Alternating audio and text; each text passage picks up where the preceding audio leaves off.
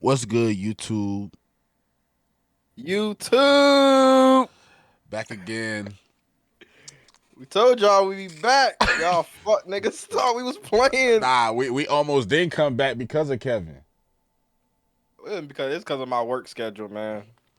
We almost didn't come back because of Kevin. Kevin wanna be at work when we supposed to be recording. Like this ain't a job too. So it's okay. I already got it. Like I got it figured out. We're gonna have like penalties, like for people that don't show up on the days that we're supposed to record. There has to be consequences, cause yeah, because you can't just, you have to be held accountable. Yeah, we still working out the kinks to the punishments and all that, man. But But so what you want to talk about, man? Because I jump on these motherfuckers and I let you lead the way and I just shit talk. I just pop my shit. I guess we could talk about the game last night. You know what I mean? How you feel about the game last night? How the boys showed up in OT and Um. everything.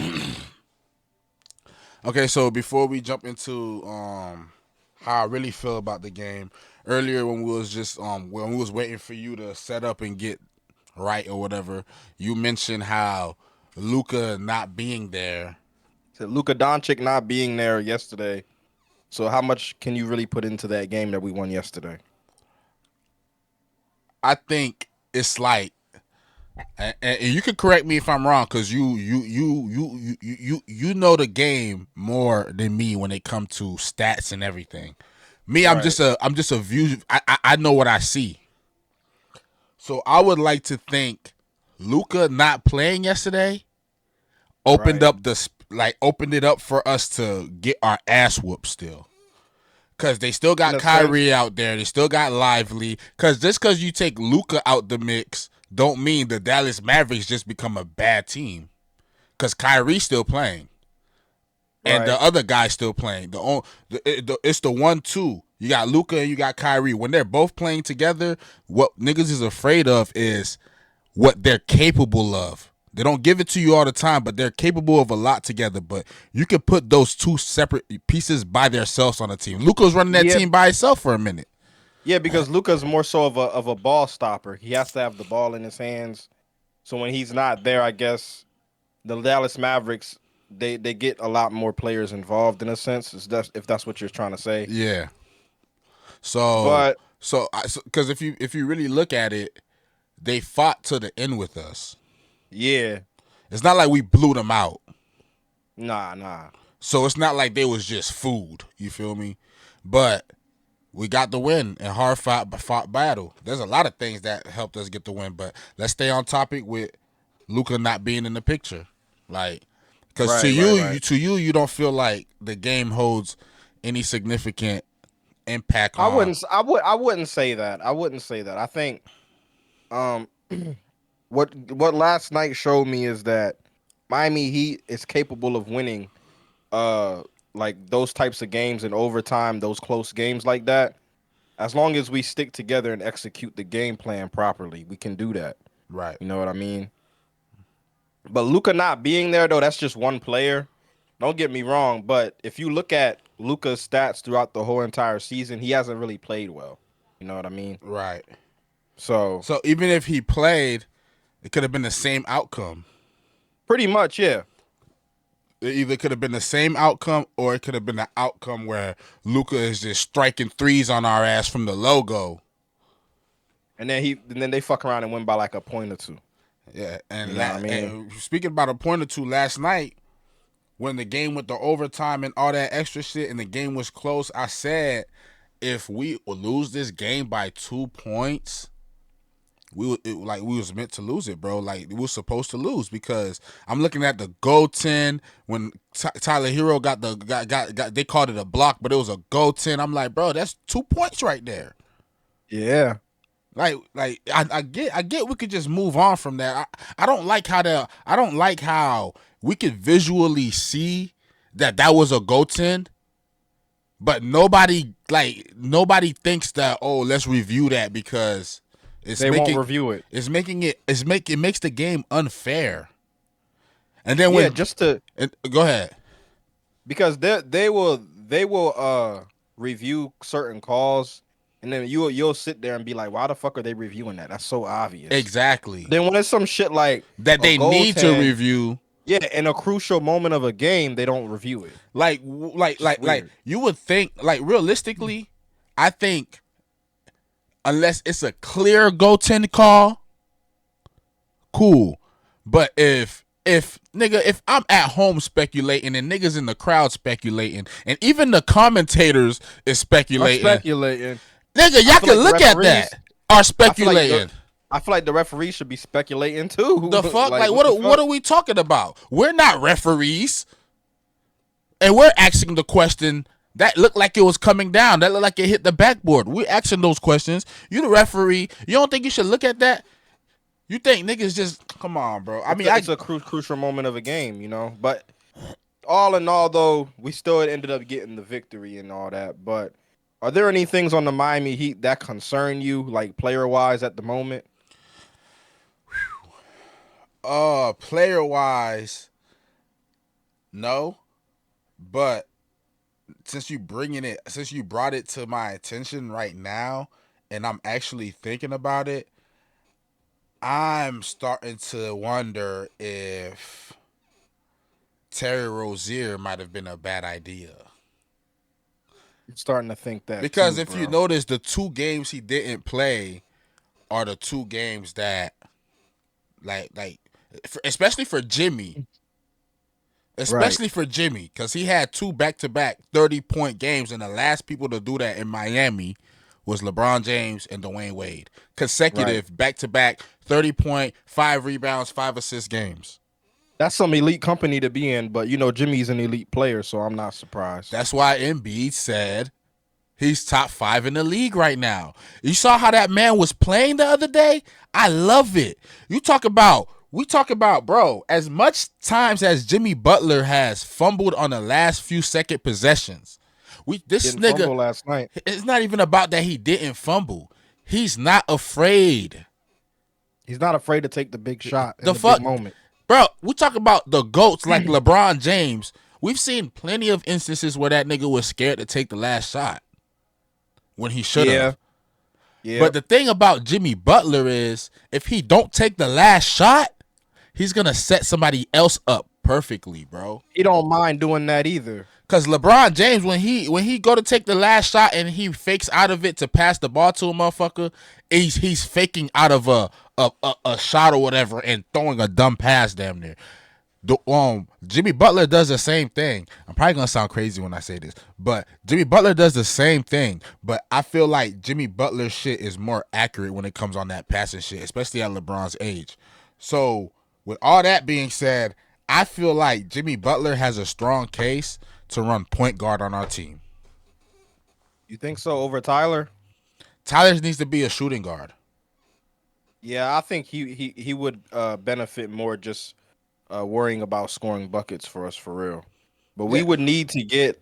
I still believe that even though Jimmy could run point for us, I still do believe that we do need to get like a reliable starting caliber point guard in that position. Every time you say that, I ask you, who are we gonna get? It's a good question. The only person I can think of, and if we're not thinking about a star caliber player, just a good name, a big name that's kind of big name. I'm not gonna say a big name, but what is it? Cody White off of the Bulls. Cody White would be good. He would be nice for us. But would that be Terry Rozier number 2? Because at the time when we got Terry Rozier and I was scouting point guards my damn self, it was Terry Rozier and him. Miami ended up going to get Terry Rozier. And then I was like, oh, shit. Well, if you think about it like this.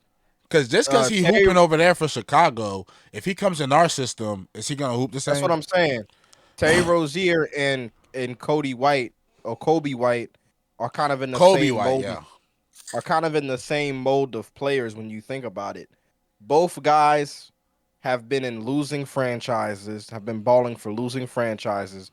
And I do believe that right now the Miami Heat, as far as like looking for players to trade for and all that extra shit, that they got to make sure that player has the basketball IQ of the players that are around that are already in the organization, like Jimmy Butler, Tyler Herro, Bam Adebayo. Right. Because that's what I be feeling like Terry be lacking. I be saying that all the He time. lacks With, IQ. with Terry Rose, and with that being said, with him lacking IQ, you're gonna miss out on a couple of possessions because there's gonna be times where Terry Rozier is gonna take some wild ass shots. Don't get me wrong, he can make them from time to time, but it's not to the clip where you could be like, oh, this nigga need to be stepping back, shooting threes all the time. You know what I mean? Mm-hmm. That comes from the lack of basketball IQ, bro. You know what I mean? So you're gonna miss out on a couple possessions, because that's what I peeped in the game yesterday, and in the game before that. There's a lot less dumb shots being taken now that Terry Rozier is not in the lineup. Facts. Facts. A Yo, lot less wasted possessions. something else I wanted to talk about was Tyler Herro. Yeah. How do you feel about Tyler Herro last night? Well, I think Tyler Herro, we have been giving the man a lot of credit, especially with Jimmy being out as long as he was. It kind of opened up a lot of things for Tyler on the floor and shit. But I'm starting to feel like Tyler's going back to, he's kind of coming back down to earth a little bit, which I kind of expected that because Tyler was playing at an elite level that we've never seen before. So Tyler going back to being an 18, 20 point per game scorer doesn't really surprise me. Now that Jimmy's back. What are we talking about right now? What? Him going back to 18 and 20 points doesn't surprise me. You expect the nigga to drop 30 every night? 25, 30 every night? No, Hold on. You see where we're at right now? 18 points on a 1 for 10 bad 3-point shooting night is a bad game for Tyler Herro. 18 points is a bad game. 18 points, 10 rebounds, because he had a double-double. Yeah. That's a bad game for Tyler Herro, bro. Really think about it. Yes, bro. So basically what you're telling me is if he was making his threes, Tyler has 40 last night.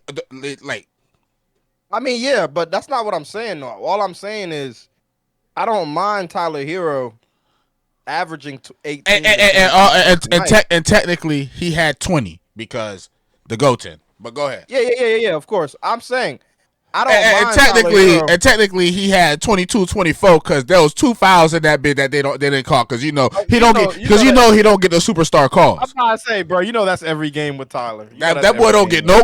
My boy don't get no calls.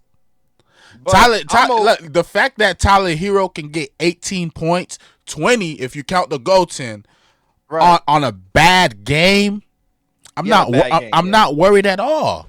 I'm not worried at all either. I'm just saying I don't mind Tyler averaging 18 to 23 points a game if we have everybody on deck, as long as it's off of good efficiency.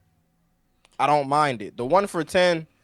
I didn't really like that too much, but as long as he's shooting good efficiency, I'm about to say he in the paint and at the rim he shot with efficiency. He just wasn't hitting his 3-pointers. Yeah, I don't care that Tyler Herro don't score 30 points a night. We don't really need him to do that.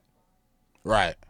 18 to 23 to 25 points a night is perfectly fine with me, as long as it's on good efficiency. 10 of 20 from the field, something like that. I'm fine with it. I don't need Tyler Herro to be going. But when we need Tyler Herro to score 40, when there's guys out and shit, he can do that too. So that's good. We gotta talk about Bam. Okay, what about Bam, man? Bam, where you at? Bam Adebayo last night, 19 points, 5 assists, 11 rebounds. That's a pretty solid game for Bam. Hold on. 8 for 20 from the field, 3 for 6 from the 3-pointer, 11 rebounds, 5 assists, no steals, no blocks. What we talking about Bam for? Them threes is hitting, nigga. Hey, man, look, bro. That's what I was talking about. You see the last second, Jimmy has the ball. No panic. Going to do his thing. Fake. Swing to Bam in the corner. Did you ever think you would see some shit like that? Never, bro. Bam, put that motherfucker up. Swish. Bro, this is what I'm saying. it's time for us to get bro. Bam need to be playing the 4, dog. So I can't wait for Kel'el Ware to fully develop, so he'll be able to take that spot, bro. Bro, Because that's a dominant front court, bro. Kel'el Ware is coming, bro. You do not have to worry about that shit. But let's talk about who we got right now. Pelle Larsson. Pelle Larsson. I fucks with the boy. Pelle Larsson. Look, that boy played. What the fuck his stats at? The fuck stop playing with me before I spaz out. Yeah. 14 points, 6 for 8 from the field. When you talk about efficiency. 14 That's what points, we need.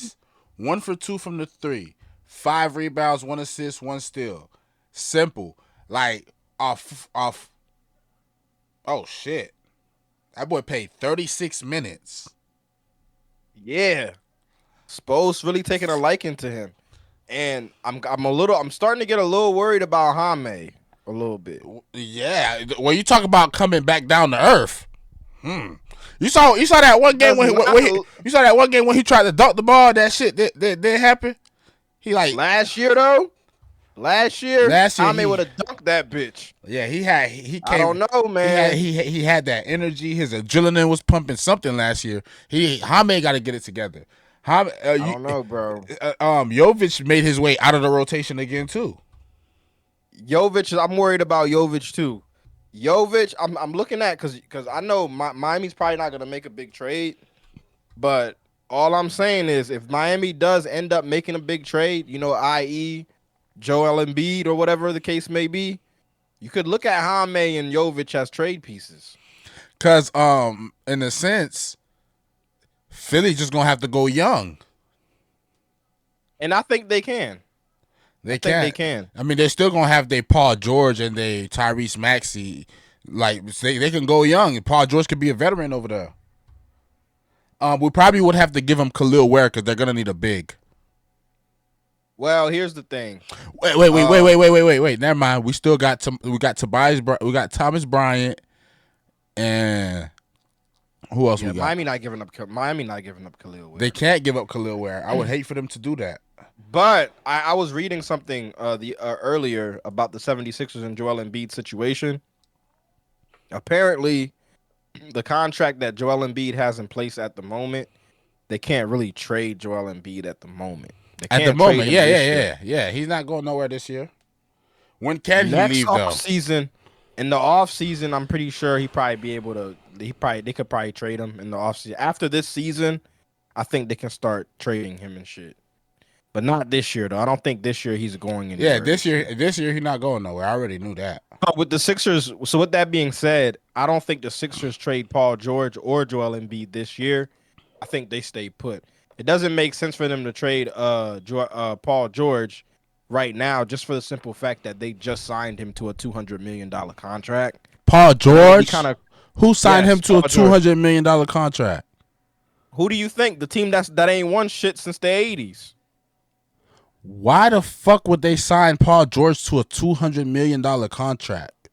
Because the Clippers wouldn't. And you see how good the Clippers are right now, right? Bro, I told you the last video, every team Paul George goes to, he blow that motherfucker up. Don't matter how good they're supposed to be. And it makes no damn sense. If you really pay attention to every team Paul George has been on, the odds for him to win a championship was there. Yeah. Thunder, Clippers, Pacers. He keeps folding, bro. He always folds. And then his team I don't know about the Pacers team, but his team be stacked. They be stacked. Stacked, bro. He got sent home by Damian Lillard. When he was with the Thunder, he got sent home by Dame and the Blazers. And who was on his team at the Thunder? Westbrook and Melo. Other niggas was on there. Steven Adams, I believe, was still there. Like they had pieces, bro. Nigga. Paul George is a curse, bro. Cause coming into the season, niggas thought the 76ers was gonna be a problem. I was looking at them like a top 3 seed. Like I was looking at the Knicks. Like, bro, the same way I looked at the Knicks is the same way I looked at them. Them niggas is ass, bro. I wanted to ask you about Alec Burks. Alec Burks, what about him? Last night, 15 points, 5 for 9 from the field, 4 for 8 from the 3-pointer, 2 rebounds, 3 assists, 1 steal, 1 block. Yeah, He put something on every stat. well, that's what I told you when we signed him. That's why I said I like that signing. He's a veteran player, and I think that signing really comes from maybe Pat Riley seen hindsight 2020. He's seen a decline in some of these bench players that we had last year, like Jaime and Jovic. Right. Because you don't make a signing like that, and even Duncan Robinson. Because Duncan Robinson, he had a good game last night, but he's hot and cold. You know what I'm saying? Alec Burks, he's a veteran player. You know what you're going to get out of him. He's a 3-point shooter, and he plays that defense. Okay? Jovic, Jaime, the play hasn't really been the same. So, and Richardson as well. Richardson too. A lot of these guys, bro.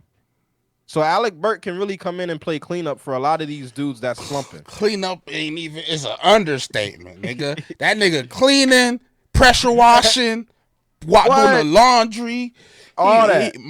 Doing all. Cleaning the car. And how many minutes did he play last night, CJ? How many minutes did he play? Bro, that nigga played 31 minutes. Yes. He needs to keep getting minutes. I don't care. They say every time Alec Burks plays and he scores over 15, I think that's what he said, or every game he started in, we've won. He's a good player, bro.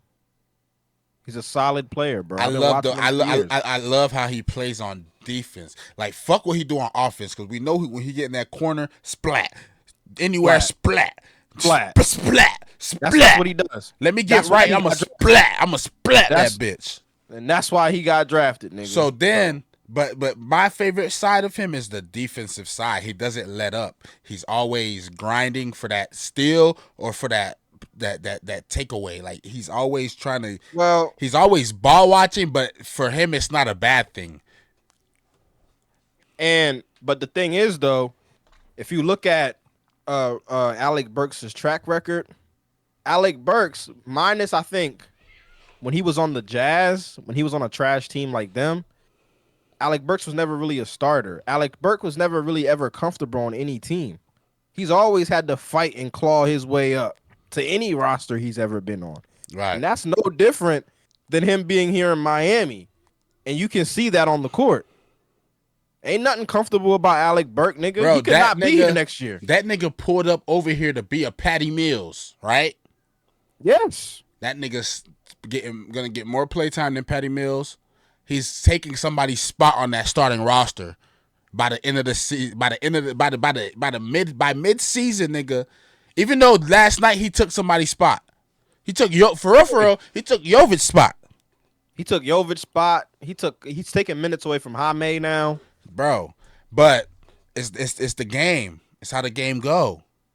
Who's ready to play right now? That's why I say let Kel'el Ware get ready, because if he comes out here and start having stinkers, everybody gonna get to talk about how Miami fumbled that pick, this, that, and the third.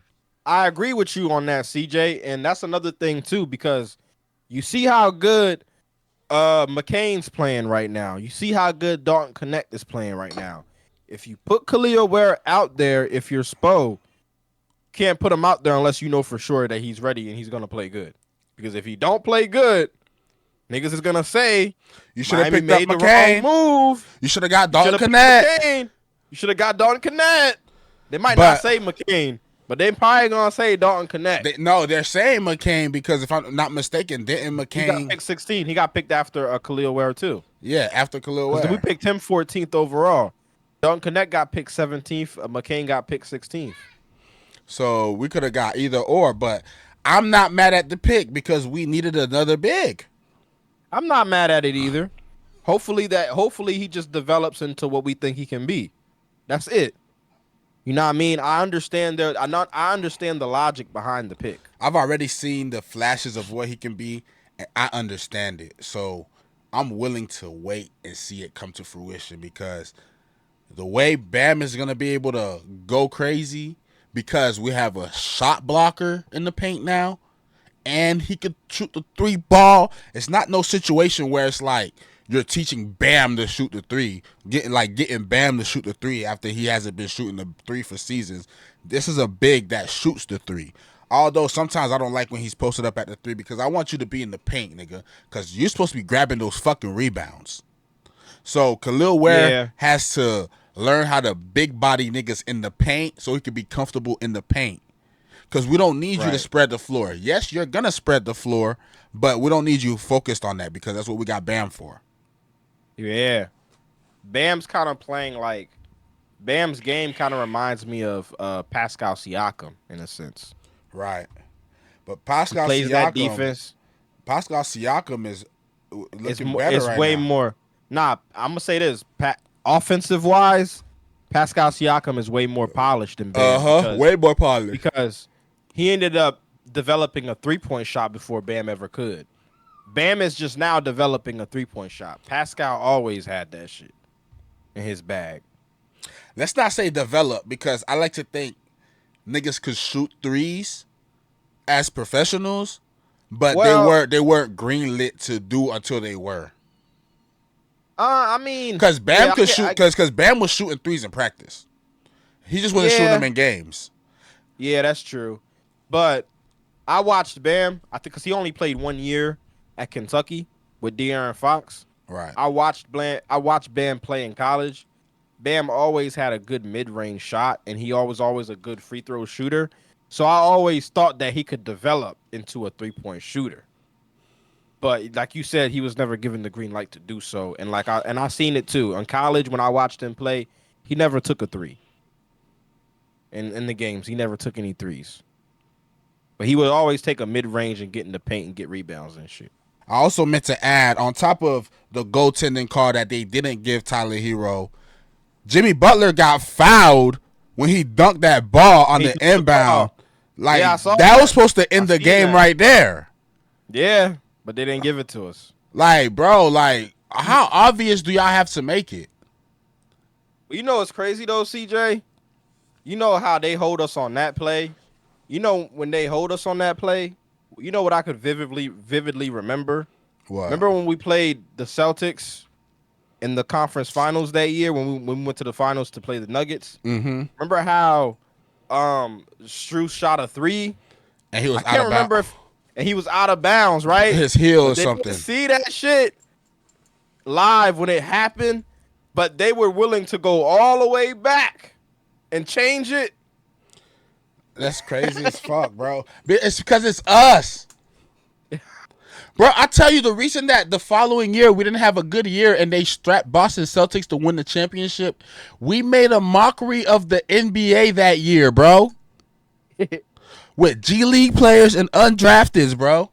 We didn't follow the script. We didn't follow the script. They're like, bro, y'all not supposed to beat Boston. Y'all not supposed to beat Milwaukee. What are y'all doing? They're like, y'all definitely not beating the Nuggets. And they was right. They was right.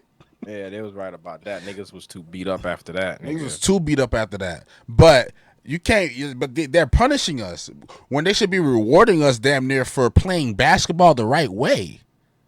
I know, right? No gimmicks, straight ball work, nigga. No Diddy, no Diddy, straight nigga. Balling on niggas, straight nigga. Balling. Bro, that was the purest form of basketball that we've ever witnessed. Like, I'm talking about when you think about a miracle happening, nigga, that was the purest because we wasn't supposed to make it that far. That shit's we had these niggas looking like clowns. We did. The Milwaukee Bucks 4-1. New York Knicks 4-2. 4-2. Boston Celtics 3-0. Now they want to play? Now they want to play some more? Okay. Game 7, we win. Like, bro, we should have 4-0'd them fuck niggas. we would have 4-0'd them, bro, we could have had a chance to win. We would have had a chance. We should have 4-0'd them fuck niggas. But hey, man. Y'all like, comment, subscribe. Leave y'all comments in the comment section. Let us know what y'all think about everything.